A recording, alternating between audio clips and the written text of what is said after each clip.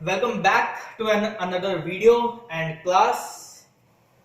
I hope you all are enjoying my class and learning more and more things with this videos.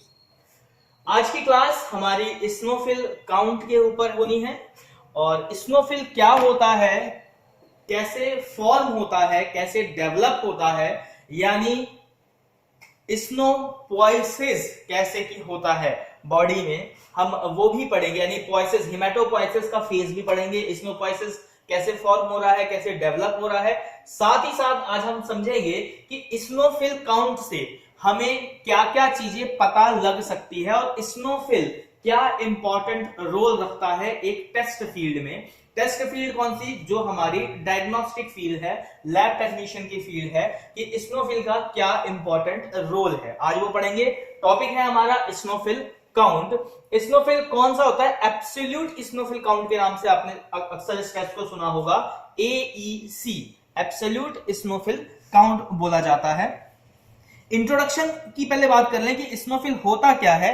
तो स्नोफिल क्या है? ये आपका fluid connective tissue में यानी ब्लड के अंदर आने वाला एक सेल है। सेल में भी स्नोफिल यानी ये ग्रेन्युलोसाइट सेल है। और ग्रेन्युलोसाइट कौन से होते हैं? तो हमारे व्हाइट ब्लड सेल जिसे हम ल्यूकोसाइट कहते हैं। यानी मेन हेडिंग ये सेल कहां से आ रहा है? ये ल्यूकोसाइट से आ रहा है। ल्यूकोसाइट का एक पार्ट है ग्रेन्युलोसाइट, उस एक पार्ट में से ये स्नोफिल सेल बन रहा है। तो सबसे पहले हम ये एक बार रिवाइज कर लेते हैं अपने प्रेजेंट स्टूडेंट से पूछ के कि भाई उन्हें ये याद है स्नोफिल कैसे बनता है या नहीं।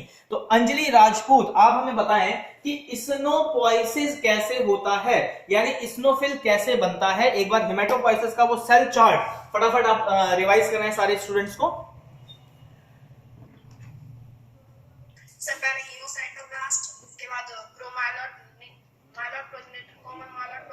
आराम से कोई पीछे बंदूक लेके नहीं खड़ा है, तसल्ली से आराम से बोलें कि बाकियों को भी समझ में आता रहे। पहले न्यूसाइटोब्लास्ट, उसके बाद कॉमन माइलॉइड प्रोजेनेटर सेल्स, फिर उसके बाद प्रोग्रेन्युलोब्लास्ट, फिर उसके बाद न्यूट्रोफिलिक माइलोसाइट और उसके बाद न्यूट्रोफिल, और फिर मतलब ऐसे स्नोफिलिक माइलोसाइट, स्नोफिल, बेसोफिलिक माइलोसाइट, बेसोफिल। ठीक है, तो आपने ये देखा कि हिमेटोपोइसिस से शुरू होने वाला यानी हिमेटोपोइटिक स्टेम सेल से शुरू होने वाला वो क्या था आपका? सबसे पहले कॉमन माइलॉइड सेल्स में गया। कॉमन माइलॉइड के बाद आपका दूसरे जो आपका WBC सेल्स है वहां बना, जिसने स्नोफिल का जो है वो आप कह सकते हो इसको एक तरीके से स्नोफिलिया वाला जो पार्ट है वो आपने इसमें देख लिया। चलिए अब समझ लेते हैं कि क्लिनिकल सिग्निफिकेंस यानी स्नोफिल जब बढ़ेगा तो क्या चीज आपके बॉडी में होंगी। अपने को यह पता लग गया कि स्नोफिल बेसिकली है क्या। एक बार स्नोफिल का डायग्राम मैं कोशिश करता हूं कि आप लोगों को दिखा सकूं अपनी स्क्रीन पे। साथ ही साथ मैं एक डायग्राम बना भी देता हूं, बोर्ड पे ही बना देता हूं।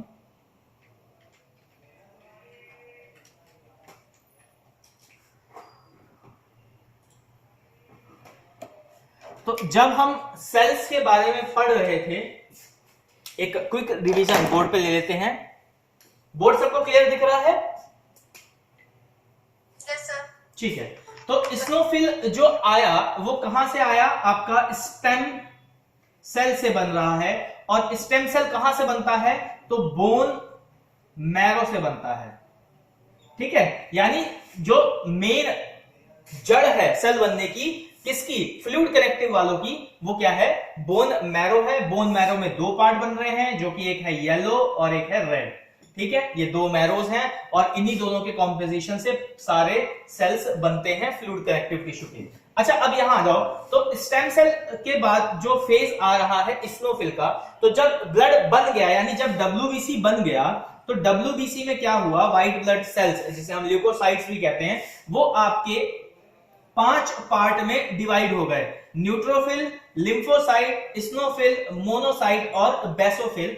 अब इस स्नोफिल में हमने ये देखा कि जब ये स्नोफिल बढ़ रहा है और जब ये स्नोफिल घट रहा है तो शरीर में कुछ परेशानियां हो रही हैं।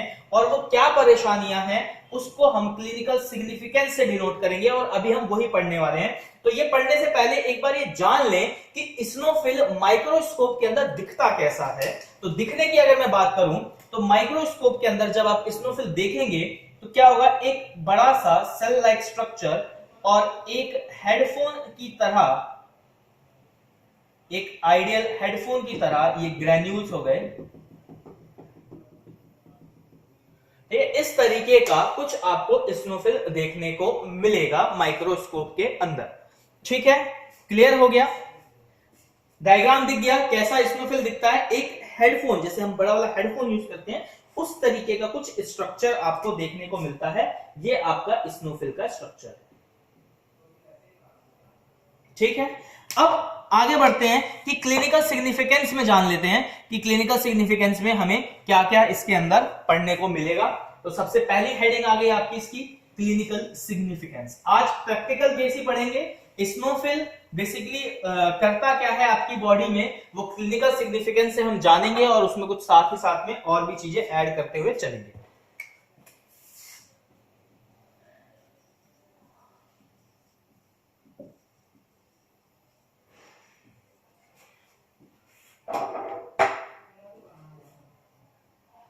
तो क्लिनिकल सिग्निफिकेंस की बात कर लेते हैं। तो सबसे पहले क्लिनिकल सिग्निफिकेंस में क्या हो रहा है, स्नोफिल दो कैटेगरी में डिवाइड होगा।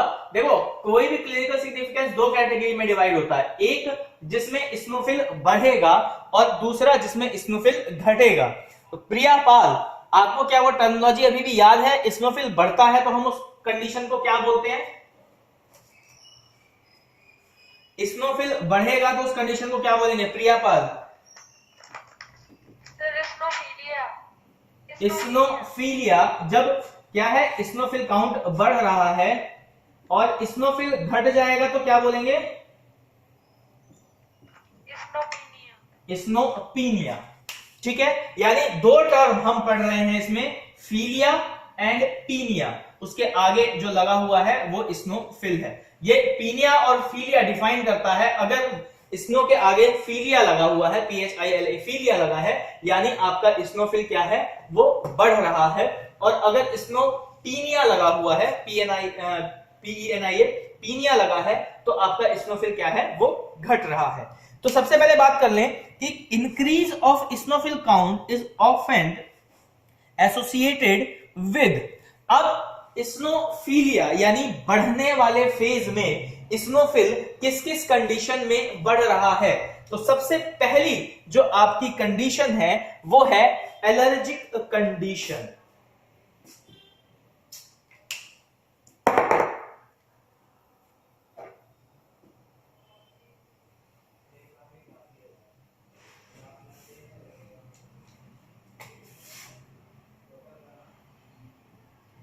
एलर्जिक कंडीशन यानी आपकी बॉडी में किसी भी चीज के टाइप की एलर्जी हो। एलर्जी चाहे वो रेडनेस हो, चाहे वो ईचिंग हो, चाहे वो डेड सेल्स की एलर्जी हो, किसी भी टाइप की अगर आपकी बॉडी में एलर्जी है तो क्या है, आपका स्नोफिल काउंट जो है वो बढ़ जाएगा। अगर किसी भी टाइप की एलर्जिक रिएक्शन होती है आपकी बॉडी में तो क्या होगा, स्नोफिल काउंट बढ़ जाएगा। दूसरा, पैरासाइटिक। कोई भी पैरासाइट्स क्या होते हैं, जो बाहर से आपको आके अटैक करते हैं। ठीक है, यानी इन्फ्लामेशन के, जैसे मधुमक्खी ने काट लिया विनीत, अब जैसे आप ध्यान दो, आपने एक टॉपिक में बोला था मधुमक्खी के काटने से बढ़ जाता है, वो ये वाला सेल्स है। उस टाइम पे, पर्टिकुलर टाइम पे जब कोई पैरासाइट आपको बाइट करता है, कोई अटैक करता है पैरासाइट, ठीक है, तो क्या होता है उस टाइम पे, क्योंकि वो स्किन पे अटैक कर रहा है और स्नोफिल जो है वो डायरेक्टली प्रोपोर्शनल रिलेशन रखता है आपका किससे, आपकी स्किन से। और स्किन क्या है, आपकी आउटर मोस्ट सरफेस है बॉडी की। तो जब ये सेल आपकी स्किन को प्रोटेक्शन दे रहा है, इसका मतलब स्किन पे अटैक करने वाला पैरासाइट जब इंट्रोड्यूस होगा आपके सरफेस पे, अटैक करेगा, तो क्या होगा, उसके डिफेंड में एक आर्मी तैयार होगी स्नोफिल की। तो उस कंडीशन में आपका स्नोफिल बढ़ जाएगा और उसको बोलेंगे स्नोफिलिया। यानी पैरासाइटिक इंफेक्शन में भी आपका क्या होगा, स्नोफिल जो है वो बढ़ जाएगा। अब आ जाते हैं तीसरी कंडीशन, जो कि कुछ ल्यूकीमिक कंडीशन है।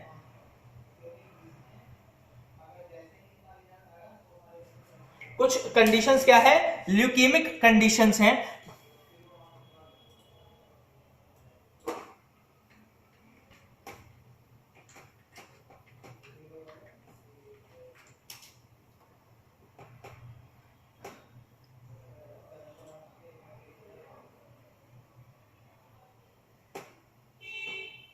ल्यूकेमिक कंडीशंस मतलब कुछ लॉन्ग टर्म चलने वाली डिजीज, ठीक है, जो बहुत लॉन्ग टर्म डिजीज होती हैं, उस केस में भी आपको क्या है, जो आपका इस्नोफिल है वो बढ़ा हुआ नजर आएगा। तो तीन मेजर कंडीशंस हमने यहां क्लिनिकल सिग्निफिकेंस में समझी कि भाई अगर बॉडी में कोई एलर्जिक है, अगर कोई पैरासाइट अटैक्स है, अगर कोई ल्यूकेमिक कंडीशंस हैं, तो इन तीनों फेज में क्या हो रहा है, आपके इस्नोफिल बढ़ जा रहे हैं। इसका मतलब ये तीनों फेज एक चीज को डिनोट कर रहा है, और वो क्या डिनोट हो रही है, स्किन, ठीक है। यानी स्किन पे होने वाली कोई सा भी इंफेक्शन या कोई भी डिजीज, चाहे वो किसी भी टाइप के माइक्रो ऑर्गेनिज्म से हुई हो, पैथोजेनिक हार्मफुल माइक्रो ऑर्गेनिज्म से, तो उस केस में आपका इस्नोफिल काउंट क्या होगा, वो बढ़ जाएगा। इतनी बात क्लियर हो गई?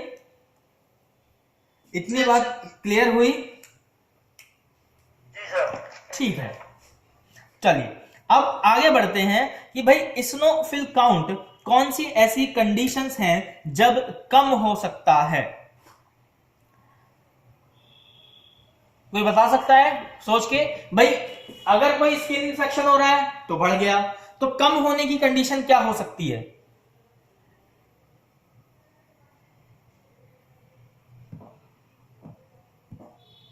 हाँ जी, कुछ दिमाग में लाओ।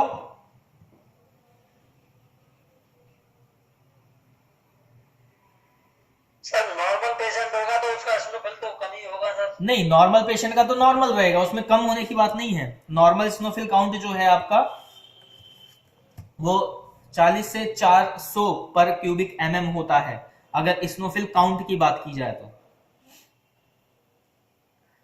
अगर परसेंटेज की बात की जाए सीबीसी के अंदर तो अलग परसेंटेज है, लेकिन अगर स्पेसिफिक इस्नोफिल काउंट की बात की जाए तो 40 से 400 पर क्यूबिक एमएम है। रेंज भी देखो बहुत ज्यादा है, 40 से 400, सीधा 100 गुना, सॉरी 10 गुना, 40 से 400 सीधा 10 गुना बढ़ गया, मल्टीप्लाई कर दिया 40 को 10 से।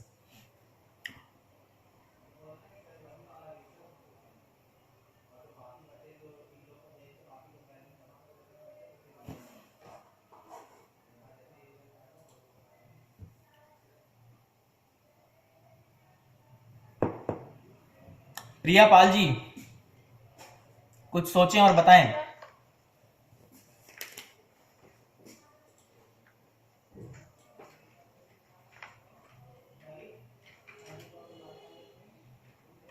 बैक्टीरिया। बैक्टीरिया ना,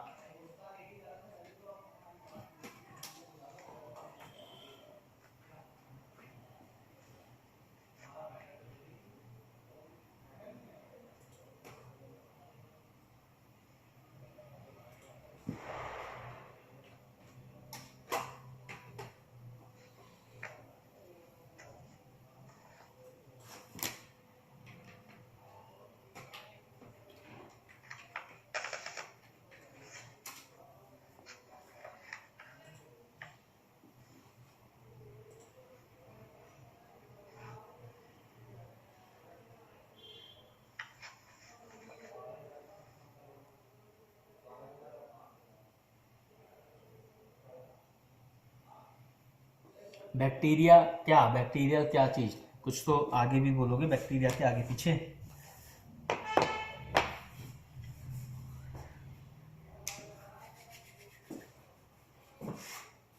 चुप्पी साधी हुई है सबने, क्यों भाई?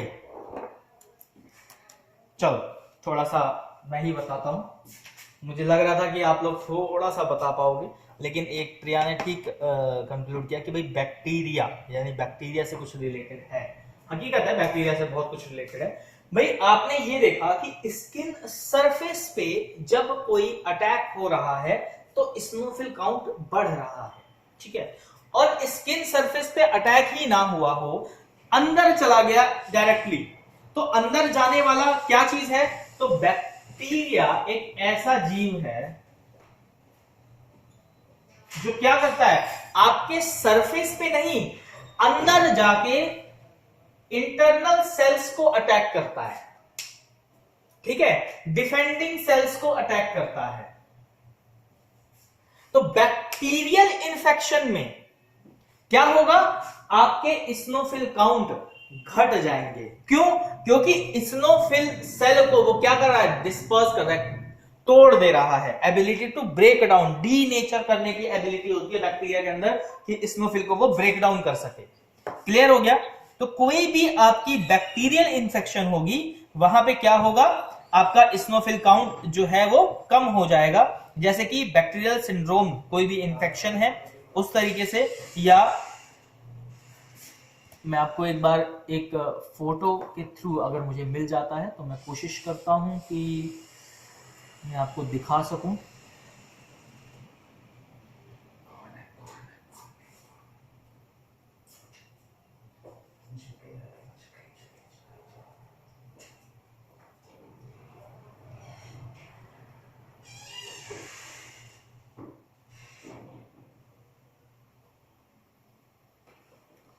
ओके, मैं वैसे ही बोर्ड पे बना के दिखा देता हूँ, एक एग्जैक्ट पिक्चर मिल नहीं पा रही है।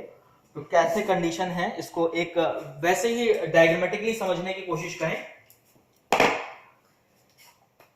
फॉर एग्जाम्पल, ये कोई एक बैक्टीरिया है, ठीक है, ये कोई एक बैक्टीरिया है, आपका ये इस्नोफिल है, ठीक, ये एक इस्नोफिल है। अब ये क्या हुआ? इस बैक्टीरिया ने एंटर किया आपके बॉडी के अंदर, यानी स्किन सरफेस को डैमेज नहीं किया, वो पोर, जो स्किन सरफेस पे पोर्स होते हैं छोटे छोटे, जहां से स्वेटिंग वगैरह होती है या कहीं कट लगा होता है तो वहां से अंदर चला गया। माउथ, आईज, नोज, बहुत सारे एंट्रिंग पॉइंट है बॉडी के, वहां से जब वो अंदर गया तो इंटरनल सेल में जाते ही जब वो मिक्स होता है, आपके ब्लड के साथ मिक्स होता है या कहीं और स्पेसिफिक जगह पे अटैक करता है, तो वो क्या करता है? इसको डीनेचर कर देता है। डीनेचर करने का मतलब है इसकी बॉन्डिंग तोड़ दिया या सेल का कोई एक न्यूक्लियस पे अटैक किया, तो ये क्या हुआ? ये डीनेचर हो गया। डीनेचर होने की वजह से मिलियंस ऑफ बैक्टीरिया है, आपके थाउजेंड्स ऑफ सेल हैं, तो ऑब्वियसली सी बात है बैक्टीरिया बहुत जल्दी रेप्लिकेट होता है, बहुत जल्दी डेवलप होता है आपकी बॉडी में, ठीक है। उसको एक फेवरेबल कंडीशन मिलती है बैक्टीरिया को डेवलप होने के लिए, ठीक है। हम होस्ट हैं, ठीक, एक तरीके से हम लोग क्या है? होस्ट हैं बैक्टीरिया के लिए। तो वो जैसे ही एंटर करता है हमारे अंदर बहुत जल्दी मल्टीप्लाई होने लगता है, और जो हमारा इम्यून सिस्टम है अगर वो वीक हुआ तो उस टाइम पे बहुत जल्दी इस्नोफिल क्या है? ब्रेक डाउन हो जाते हैं। तो उस कंडीशन में, कोई भी बैक्टीरियल कंडीशन में आपका क्या है? इस्नोफिल कम हो जाएगा। क्लियर हो गया? अब बैक्टीरियल कंडीशन बहुत सारी है, बहुत सारे बैक्टीरिया है, स्टेफाइलोकोकस है, स्ट्रेप्टोकोकस है, नीमोकोकस है, विब्रो कॉलरा है, ई कोलाई है, एस्टरिचा कोलाई जिसे बोलते हैं। तो ये बहुत सारे ऐसे बैक्टीरिया हैं जो आपको बैक्टीरियल इंफेक्शन कॉज कराते हैं और जिसकी वजह से आपका इस्नोफिल काउंट जो है वो कम हो जाता है। इतनी बात समझ में आ गई? विनीत, इतनी बात समझ में आई? जी सर। प्रिया, अंजलि एंड आशा, अरे आज आशा भी क्लास में है, वेरी गुड। आशा, इतनी बात समझ में आई? कहां थे इतने दिन तक? कहां थे?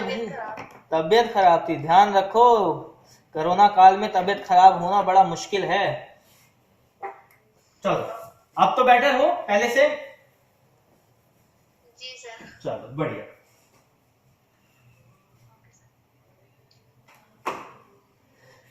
चलो आगे बढ़ते हैं। भाई हमने क्लिनिकल सिग्निफिकेंस देख लिया, अब आते हैं इसकी एक बार नॉर्मल रेंज, जो मैंने वर्बली आप लोगों को बता दी थी।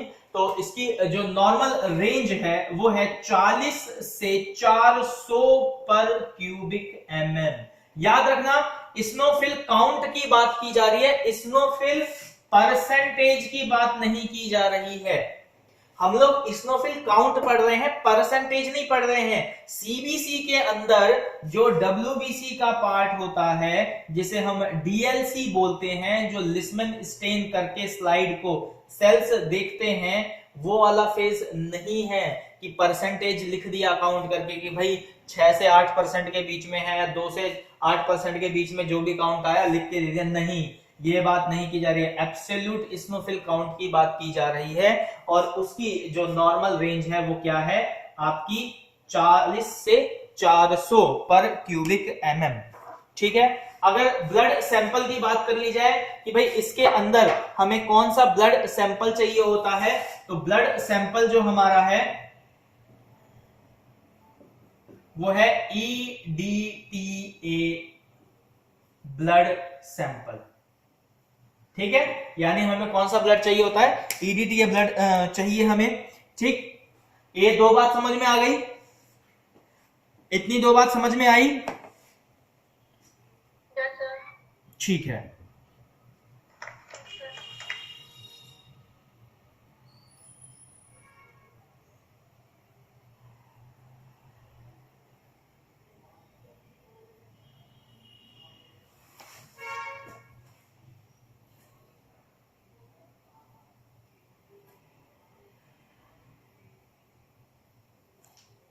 ठीक। अब आ जाते हैं भाई, इसकी नॉर्मल रेंज हमने देख ली, अब आते हैं इसके प्रिंसिपल पे कि हमने ये जान लिया सेल क्या है, कहां से बना, क्या नॉर्मल रेंज है, ठीक है, क्या उससे क्लिनिकल सिग्निफिकेंस है, जब बढ़ेगा तो क्या होगा, कौन सी कंडीशन पे बढ़ जा रहा है, कौन सी कंडीशन पे कम हो जा रहा है, ठीक है, वो भी जान लिया। अब जान लेते हैं कि भाई हम जब ये काउंट करेंगे तो उसका कोई सिद्धांत तो होगा, तो वो किस सिद्धांत पे काम करता है। देखो, हर टेस्ट का अभी तक जो काउंटिंग चल रही है उसका एक कॉमन सिद्धांत याद रख लो, सारे प्रिंसिपल उसी के ऊपर बेस्ड है। तो वो क्या कहता है कॉमन सिद्धांत, हमें वो ध्यान रखना है। तो जब ब्लड सैंपल, कौन सा, तो EDTA, ठीक है, तो जब ब्लड सैंपल मिक्स होगा, किसके काउंटिंग कर रहे हैं, मतलब डाइल्यूशन करना है पहले सेल का, ठीक है, जो सैंपल है हमारे पास बहुत सारे, उसको डाइल्यूट करना है ना। तो जब ब्लड सैंपल स्नोफिल डाइल्यूटिंग फ्लूइड के साथ मिक्स होगा, ठीक है, जब ब्लड सैंपल स्नोफिल डाइल्यूटिंग फ्लूइड के साथ मिक्स होगा तो वो एक कंपोनेंट बनाएगा, यानी एक मिक्सचर बनाएगा, जो क्या होता है, सेल को लाइस करेगा, ठीक है, लाइसेस होगा, यानी सेल लाइसेस होगा। कौन सा सेल लाइसेस होगा, सिर्फ स्नोफिल छोड़ के, जो स्नोफिल है खाली वही स्टेन होगा, बाकी सारे सेल क्या होंगे, हट जाएंगे, आपको विजिबिलिटी में नहीं आएंगे, सिर्फ स्नोफिल सेल ही आपको दिखाई देंगे। क्लियर हो गया। Blood is diluted with fluid that causes lysis of erythrocyte. Erythrocyte क्या है, आपके आरबीसी, यानी आरबीसी को क्या किया उसने, लाइसेस कर दिया, हटा दिया, ठीक है, एंड स्टेट स्नोफिल्स, और सिर्फ स्नोफिल दिखाया, जो कि मैंने बताया अभी आपको, स्नोफिल देम रेडिटली विजिबल, जो बहुत इजीली से आप उसको देख पाओ, उस तरीके से ये आपको क्या करेगा, आरबीसी को हटा देगा, स्नोफिल को इनहेंस कर देगा, स्टेन कर देगा, और आप उसको ऑब्जेक्टिव लेंस के हेल्प से हाई ऑब्जेक्टिव लेंस पावर पे इजीली देख के काउंट कर पाओगे कि आपको कितने सेल्स दिख रहे हैं उस पर्टिकुलर सैंपल के अंदर, उस फील्ड के अंदर, ठीक है। तो इसके अंदर क्या है, काउंटिंग चैम्बर यूज किया जाता है। देखो, अभी तक मैन्युअली में हम जो काम कर रहे हैं उसके अंदर एक क्या है, चैम्बर यूज किया जा रहा है, ठीक है, एक चैम्बर का यूज किया जा रहा है। तो प्रिंसिपल ने क्या बोला, प्रिंसिपल ये समझा रहा है कि भाई जब ब्लड सैंपल एक EDTA डाइल्यूटिंग फ्लूइड के साथ मिक्स होता है तो वो एक मिक्सचर बनाता है, वो मिक्सचर जो है वो क्या करता है, आरबीसी सेल को लाइसेस करता है, हटा देता है, डीनेचर कर देता है, और सिर्फ स्नोफिल को स्टेन करता है, जिसकी वजह से आप उस स्लाइड को, आप उस चैम्बर पे रखे हुए सेल को इजीली काउंट कर पाते हो एक हाई ऑब्जेक्टिव पावर लेंस के थ्रू। इतनी बात क्लियर आ गई, इतनी बात क्लियर हो गई, ठीक है। चलो अब हम लोग आगे बढ़ते हैं भाई। हमने प्रिंसिपल जान लिया, हमने नॉर्मल रेंज जान लिया, हमने क्लिनिकल सिग्निफिकेंस, मतलब कुल मिला के बात ये हो गई कि भाई सेल बनता कैसे, हमने ये पढ़ लिया हेमेटोपोइसिस वाले पार्ट में।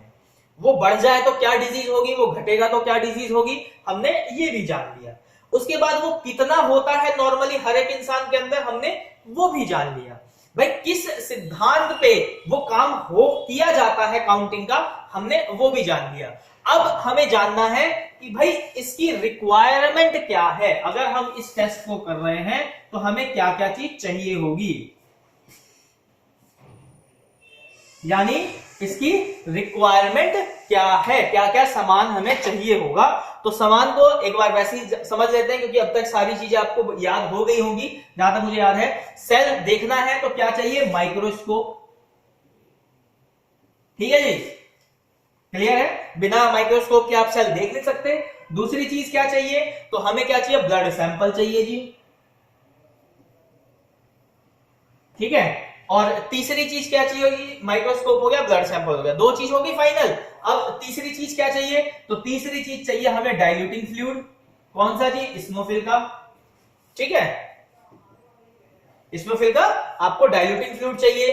अब इसके लिए क्या चाहिए भाई, पिपेट भी चाहिए होगा कोई, ठीक है। एक काउंटिंग के लिए जो कॉमन, अभी कॉमन सी चीज बता दे रहा हूं, एक क्या चाहिए होगा, न्यूमर चैम्बर भी चाहिए होगा, ठीक। तो ये तो कॉमन चीज थी जो हर काउंटिंग में चाहिए, माइक्रोस्कोप चाहिए, ब्लड सैंपल चाहिए और डाइल्यूटिंग फ्लूइड चाहिए, साथ में न्यूमर चैम्बर भी चाहिए। अब बात कर लेते हैं पिपेट की, और पिपेटिंग में उसको कैसे आप पिपेट करोगे।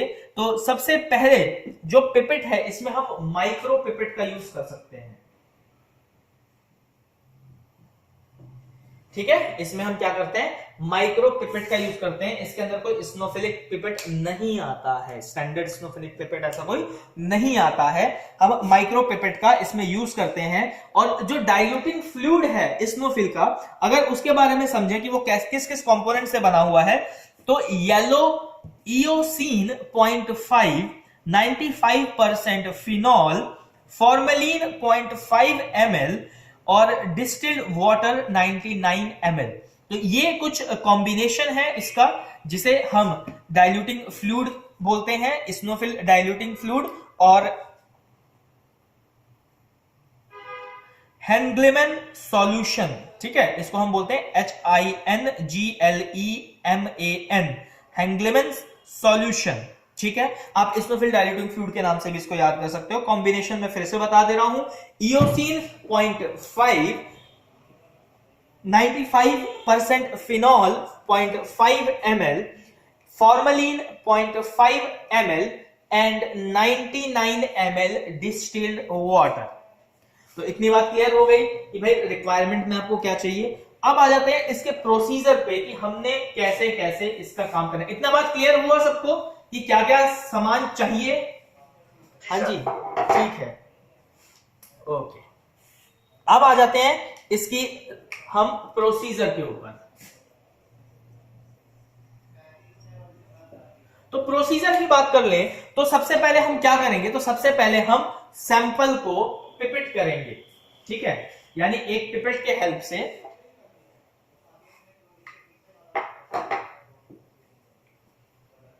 हम क्या करेंगे, एक टेस्ट ट्यूब लेंगे,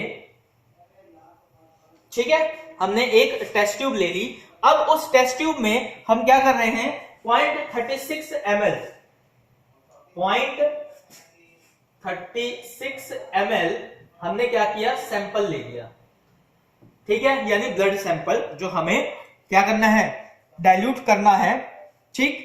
उसके बाद मिस्टेकन 0.36 ml हमने लिया है डाइल्यूटिंग फ्लूइड। दोबारा रिपीट कर रहा हूं, mistaken from my side. 0.35 ml हमने डाइल्यूटिंग फ्लूइड लिया पिपेट की हेल्प से एक टेस्ट ट्यूब के अंदर। फिर उसके अंदर हमने 0.04 ml हमने क्या किया, सैंपल डाला। ये ब्लड सैंपल है, EDTA, ठीक है। तो EDTA हमने इसमें क्या किया, ब्लड सैंपल डाला। सबसे पहले एक टेस्ट ट्यूब लिया, इस टेस्ट ट्यूब में हमने क्या किया, 3 0.36 ml डाइल्यूटिंग फ्लूइड डाला और 0.04 ml आपने क्या डाला, ब्लड सैंपल डाला। फिर इसको क्या किया आपने, मिक्स किया।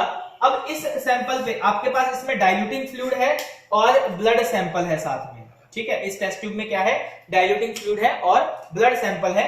इसको आपने किया मिक्स और 10 मिनट के लिए इसको रूम टेम्परेचर पे छोड़ दिया इंक्यूबेट होने के लिए, ठीक है। अब ये 10 मिनट्स करता क्या है, बेसिकली ये 10 मिनट जो हमने छोड़ा है ये क्या कर रहा है, ये सेल का लाइसिस कर रहा है, यानी खाली इस्नोफिल सेल आपका ऑब्जर्व रहे और बाकी सेल डेड हो जाए, डीनेचर हो जाए, जिससे आपको काउंटिंग में इजी हो जाए चेक करना। तो क्या हो रहा है इसके अंदर, अब सेल लाइसिस शुरू हो गया है, 10 मिनट के लिए आपने छोड़ दिया है इंक्यूबेशन के लिए। उसके बाद आपने क्या करना है, न्यूम्बर चैम्बर लेना है।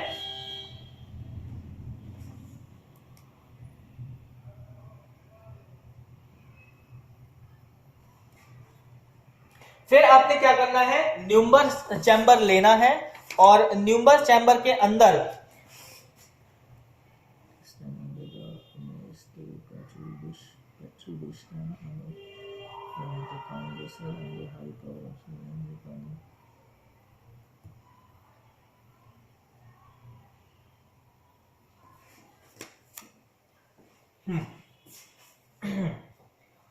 सॉरी, तो आपने इसके बाद क्या किया, आपने इसको इंक्यूबेट किया कहां पे, रूम टेम्परेचर पे। अब ये रूम टेम्परेचर पे जो इंक्यूबेट हुआ उसके बाद क्या किया आपने, न्यूम्बर चैम्बर लिया और इसके ऊपर इस मिक्सचर को पोर कर दिया 1 to 2 ड्रॉप, जिससे वो पूरे पे स्प्रेड हो गया। फिर उसको 1-2 मिनट के लिए छोड़ दिया कि वो सेटल डाउन हो जाए। फिर न्यूम्बर चैम्बर के अंदर आपने इसको रख के जो क्या किया, काउंट किया, ठीक है। अब बात करते हैं कि भाई इसमें कौन सा पार्ट न्यूम्बर चैम्बर का हम काउंट कर रहे हैं, तो इसमें कंप्लीट न्यूम्बर चैम्बर हम काउंट करते हैं। याद रखना कि जो न्यूम्बर चैम्बर है, इतना क्लियर हो गया, इसको रब कर रहा हूं मैं, ठीक है।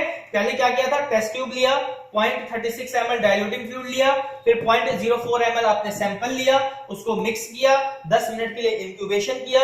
इंक्यूबेशन करने के बाद आपने क्या किया, उसका एक मिक्सचर का ड्रॉप, 1 से 2 ड्रॉप न्यूम्बर चैम्बर पे डाला, कवर स्लिप लगाई और उसको 1 से 2 मिनट के लिए फिर दोबारा से छोड़ दिया कि सेल्स जो हैं वो अपने प्लेस पे सेटल डाउन हो जाएं, फिक्स हो जाएं। अब काउंटिंग की जब बारी आती है तो आपने पहले 10x पे फोकस कर लिया एरिया को, ठीक है। एरिया क्या है आपका, कंप्लीट न्यूम्बर चैम्बर है, यानी इस तरीके का जो न्यूम्बर चैम्बर दिखता है जहां पे ये W मार्क्ड है, ठीक है, जो WBC के लिए होते हैं, बीच का सेंटर R मार्क्ड है। तो इस कंप्लीट न्यूम्बर चैम्बर को आपको काउंट करना होता है, यानी ये 9 mm का होता है। देखो मैंने अब तक साइज नहीं बताया था ना, मुझे किसी बच्चे ने पूछा था इसका साइज, आई डोंट नो आपने खुद पढ़ा था या नहीं पढ़ा था। 9 mm का ये कंप्लीट न्यूम्बर चैम्बर होता है। 9 mm बहुत छोटा होता है साइज में। आप स्केल में, जब आपके पास ज्योमेट्री स्केल होगा तो उसमें देखना, उसमें सेंटीमीटर से भी छोटा जो स्केल अगर किसी स्केल में दिख जाएगा तो आपको पता लगेगा कि 9 mm कितना छोटा साइज है। इतने छोटे साइज में आपके बहुत सारे 440 से 400 सेल काउंट कर ले जाते हैं, ठीक है। तो क्या है, ये न्यूम्बर चैम्बर का, कंप्लीट न्यूम्बर चैम्बर का आपका सेल काउंट किया जाता है स्नोफिल का। इतनी बात सबको समझ में आ गई? Yes sir. ठीक है जी सर। ठीक, आगे बढ़ते हैं। अब आ जाते हैं भाई, हमने काउंट कर लिया, जैसे हम बाकियों में काउंट कर रहे थे, हमने काउंट कर लिया। अब क्या जो हमने काउंट किया हम एज इट इज लिख सकते हैं? मान लो आपने काउंट किया 60, तो क्या आप 60 दे दोगे? नहीं, वैसे तो 60 सेल काउंट ही नहीं होंगे क्योंकि स्नोफिल की वैसी मात्रा कम होती है बॉडी में, ठीक। तो अब काउंट कैसे किया जाएगा? तो कैलकुलेशन। तो बात करते हैं कैलकुलेशन की। तो कैलकुलेशन में क्या है, कुछ चीजें हमें पहले से पता होती है। तो यहां हमें क्या क्या पता हुआ है? तो डाइल्यूशन, अब डाइल्यूशन क्या है? 10 है, यानी डाइल्यूटिंग रेशियो क्या है यहाँ पे? 1:10 का डाइल्यूशन रेशियो बन रहा है, ठीक है। क्लियर हो गया? डाइल्यूशन क्या है यहाँ पे? 10 है, ठीक। तो डाइल्यूशन रेशियो कितना होगा हमारा? 1:10 का ये रेशियो होगा। देखो आप इससे पता लगा सकते हो कि डाइल्यूशन 10 दिया, इसका मतलब रेशियो होगा आपका, जिसमें 1 तो हो गया ब्लड और 10 हो गया आपका डाइल्यूटिंग फ्लूइड, ठीक है ना। ये इस तरीके से आप खुद भी पता कर सकते हो। उसके बाद आ जाओ एरिया काउंट। एरिया तो एरिया मैंने बताया कंप्लीट न्यूमेंबर चैम्बर लेना है तो 9 mm, ठीक है 9 mm उसका साइज होता है न्यूमेंबर चैम्बर का, तो हो गया आपका 9 mm एरिया। फिर आ जाओ डेप्थ, तो डेप्थ का मतलब हो गया कि वो कितना गहरा है न्यूमेंबर चैम्बर। तो अभी तक आप लोगों ने इतनी काउंटिंग कर लिया तो आपको आइडिया लग गया होगा जो 0.1 हम लिखते हैं ये क्या है, इसकी डेप्थ है, ये 0.1 mm ये डेप्थ है, गहराई, ठीक है। तो 0.1 जो हो गया इसका डेप्थ हो गया, ठीक। अब आ जाओ फॉर्मूले पे, भाई फॉर्मूला सबका सेम है, फॉर्मूला सबका सेम है, वही मल्टीप्लाई करना है, वही डिवाइड करना है, बस सेल काउंट में अब स्नोफिल, एब्सोल्यूट स्नोफिल हो जाएगा। तो फटाफट सॉल्व करके मुझे कोई बता सकता है अभी कि शॉर्ट फॉर्मूला क्या बन के आएगा? हाँ भाई, अपने अपने कॉपी पेन में सब लोग कोशिश करें एक बार, जब तक मैं भी लिख रहा हूं साथ ही में, कि आपके पास क्या है, डाइल्यूशन है, एरिया है, डेप्थ है। फटाफट फॉर्मूला मुझे कैलकुलेट करके बता दो। फॉर्मूला सेम ही है, जहां पे डेप्थ आएगा वहां डेप्थ लगाना है, जहां पे एरिया है वहां एरिया लगेगा। जैसे आप प्लेटलेट काउंट कर रहे थे, जैसे आप आरबीसी काउंट कर रहे थे, जैसे आपने डब्ल्यूबीसी काउंट किया होगा, वो सारा टीएलसी इरिथ्रोसाइट प्लेटलेट, वैसे ही ये एब्सोल्यूट इस्नोफिल भी काउंट किया जा रहा है। फॉर्मूला वही है, फॉर्मूला के बेसिस पे शॉर्ट फॉर्मूला फटाफट निकाल के मुझे बताओ।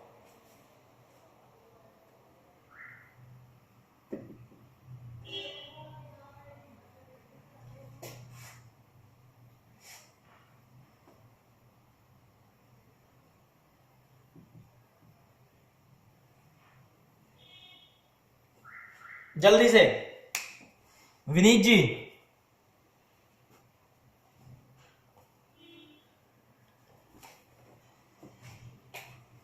कितने से कैलकुलेशन करेंगे सर?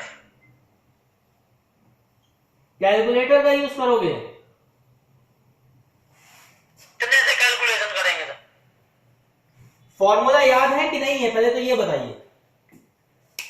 नहीं सर। फॉर्मूला याद नहीं है तो फॉर्मूला एक बार याद कर लें, उसको समझ लें। फॉर्मूला ये कहता है नंबर ऑफ सेल काउंट, इसको मैं लिख भी देता हूं दोबारा से, फिर से इसको अच्छी से लिख देता हूं।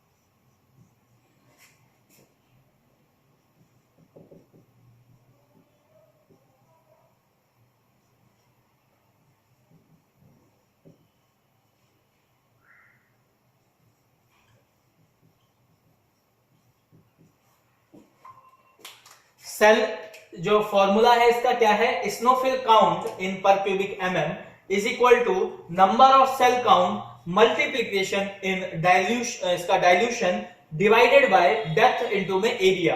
और गिवन क्या है, डाइल्यूशन आपका, यानी डाइल्यूशन क्या है 10 दे रखा है, एरिया क्या है 9 दे रखा है, और डेप्थ क्या है 1 दे रखा है। यानी इसके आगे जब हम बढ़ेंगे, इसी का कंटिन्यू कर रहा हूं आगे का, तो हमने नंबर ऑफ सेल काउंट को, let number of cell count be x, ठीक है, हमने इसको x मान लिया, यानी इसको हमने क्या किया, x मान लिया है। तो x इंटू में 10 अपॉन 0.1 इंटू में 9, ठीक है। आगे जब हम इसको सॉल्व करेंगे तो x मल्टीप्लाई 11.1 के आसपास इसका आंसर आएगा, 11.11 मान लिया, ठीक है। एक कंटिन्यू होता जाएगा इतना पर क्यूबिक एमएम। सबका यही आ रहा है, समझ में आया कैसे कैसे किया कैलकुलेट? विनीत जी सर। सेम आ रहा है आंसर? और बताओ सर। एक बार और बताएं। आप देखो इस बोर्ड पे इस्नोफिल काउंट क्या है, नंबर ऑफ सेल काउंट, उसको तो हमने x ले लिया, ठीक है, हमने क्या किया है, इसको x ले लिया है, सेल काउंट को क्या किया है, x ले लिया, ये x आ गया। डाइल्यूशन हमें कितना दे रखा है, 10 दे रखा है, यहां लिखा हुआ है 10, तो हमने 10 ले लिया। एरिया कितना है, 9 है, तो यहां एरिया की जगह हमने 9 लिख दिया। डेप्थ कितनी है, तो 0.1 है, तो यहां हमने 0.1 लिख दिया। अब इसका कैलकुलेशन जब हम आगे और सॉल्व करेंगे, तो इसकी कैलकुलेशन जब हम आगे सॉल्व कर रहे हैं, तो x है, मल्टीप्लाई किया 10 से, 0.1 था, तो एक बार 10 और लिख सकते हैं, डिवाइड कितने से हो रहा है, 9 से। अब 9 को डिवाइड करोगे, अगर ये 100 को 9 से डिवाइड करोगे तो क्या होगा, 9 इंटू 9 1, तो क्या होगा 9 होगा, यहां पे 1 आ गया, 0 कैरी हो गया, ठीक है। फिर क्या किया, दोबारा 1 से किया तो फिर 9 आ गया, फिर क्या हुआ, यहाँ पे 1 आ गया, पॉइंट लगाओगे फिर 0 मिल जाएगा, फिर 1 से करोगे 9 आ जाएगा, फिर 1, यानी क्या होगा, ये 1 1 1 1 1 1 1 चलता रहेगा। तो हमने क्या किया, डेसिमल के बाद की 2 वैल्यू ले ली, तो 11.11। अब बात समझ में आ गई? जी सर। तो ये कैलकुलेशन थोड़ा बहुत आप लोगों को आना चाहिए। हाँ जी अंजलि, ये यही आया था आपका भी या कुछ और आया था? अंजलि राजपूत, यही यही ऐसे किया था या झूठ बोल रहे हो, अभी किया ही नहीं है? सर किया है। 11.11 आया, 11.11 आया। हाँ जी अंजलि राजपूत, सर आपकी आवाज नहीं हो रही है। आवाज नहीं आ रही है? आपका लास्ट फॉर्मूला यही आया, number of cell count multiply 11.11। Yes sir. ठीक है, अब मैं क्वेश्चन दे रहा हूं, आप सब लोग अपने पेन पेपर अपने हाथ में ले लें और उसको सॉल्व करें। x की वैल्यू यानी नंबर ऑफ सेल काउंट अगर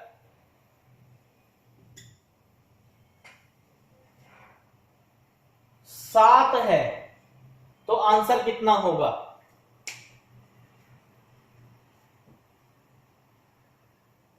अगर आपने 7 सेल काउंट किए, सिर्फ 7 सेल पूरे चैम्बर में आपको नजर आए, तो स्नोफिल काउंट, एब्सोल्यूट स्नोफिल काउंट कैसे करा जाएगा, उसका रिजल्ट कैसे आएगा?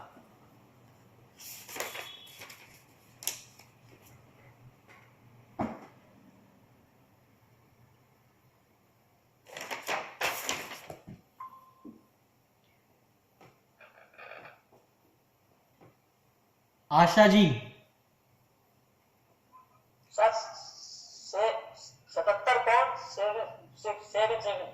77.77, बड़ा टाइम लगा दिया, चलो अच्छी बात है, आंसर करेक्ट है। अगर 7 है तो इसका आंसर हो जाएगा 77.77। हाँ जी, सबका यही आ रहा है? अंजलि जी आंसर सेम आया? सर अभी कर रहे हैं। अभी कर रहे हो बेटा, इतना टाइम लगता है मुझे मैथ्स की क्लास शुरू करानी पड़ेगी तुम्हारी एक।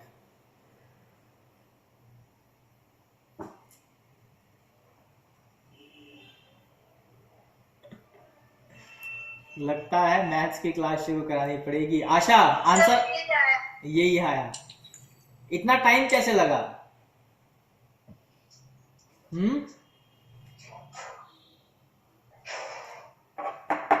11 का टेबल याद है सबको? Yes sir. 11 के टेबल में अगर 11 का टेबल याद है तो आप 11 को किसी भी चीज से मल्टीप्लाई करो, नंबर इटसेल्फ होता है, ठीक है। मतलब अगर 11 इंटू 2 करोगे तो 22, 11 इंटू 3 करोगे तो 33, 4 करोगे तो 44, 5 से मल्टीप्लाई करोगे 55, 6 के करोगे 66, 7 से करोगे 76। तो यहां तो 2 बार 11 लिखा हुआ है, एक बार पॉइंट से पहले एक बार पॉइंट के बाद, तो इसका मतलब नंबर इटसेल्फ चलेगा। देखो कुछ सर आवाज क्लियर नहीं आ रही। आवाज क्लियर नहीं आ रही है, अब ठीक है आवाज? लगता है नेटवर्क का कंजक्शन है, चलो कोई बात नहीं, आप वीडियो देख सकते हैं यूट्यूब चैनल पे, अपना जो कॉलेज का चैनल है, आप उस पर वीडियो देख के भी इसको समझ सकते हैं। आज का स्नोफिल का यही था। नोट्स अभी आपको अपडेट हो जाएंगे। उम्मीद करता हूं आपको ये वीडियो बहुत ही इंफॉर्मेटिव लगी होगी और इससे आप काफी कुछ सीख पाएंगे। स्पेशली फॉर MLTs जो ये मेरी वीडियो देख रहे हैं, they are requested to please join the group if you want a same knowledgeable video in future. Thank you for today. Have a nice day.